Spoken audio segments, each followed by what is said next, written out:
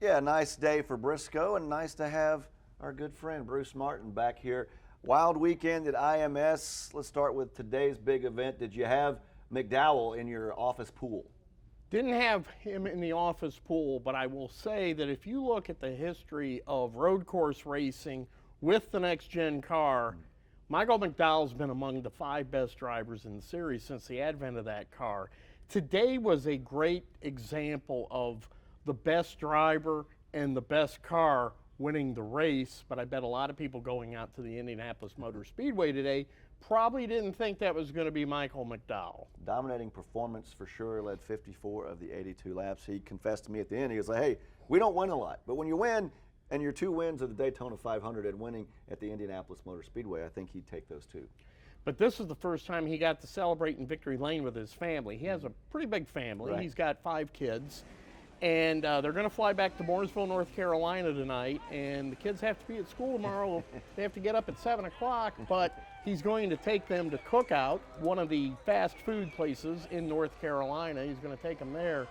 He says after they have their milkshakes and all that, he knows they're going to be wound up, so he's really not looking forward to 7 in the morning.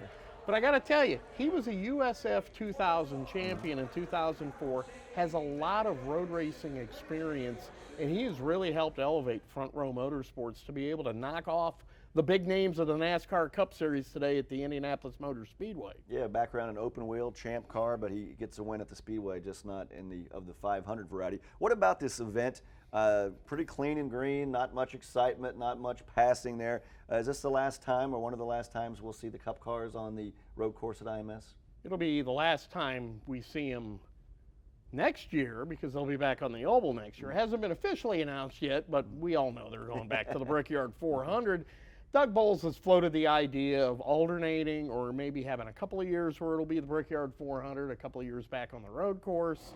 There's a lot of drivers that would love to do both, but with the schedule the way it is, that's probably not going to happen. It's also going to be interesting because when we return in 2024, it won't be an IndyCar NASCAR weekend, and I think there's a lot of people that have enjoyed having both forms of racing on the track on the same weekend.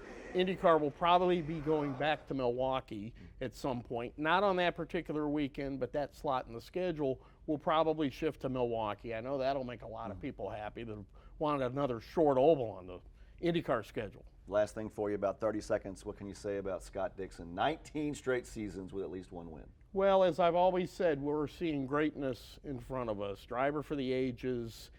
But I think that the big news this weekend was when Alex Palou told Arrow McLaren he's not going to be racing for them next year. Chip reminds me of the guy in high school who lost his girlfriend, but he never gave up on her. He kept pursuing her, and he eventually won her back. And I believe that's what's going to happen with Alex Palou.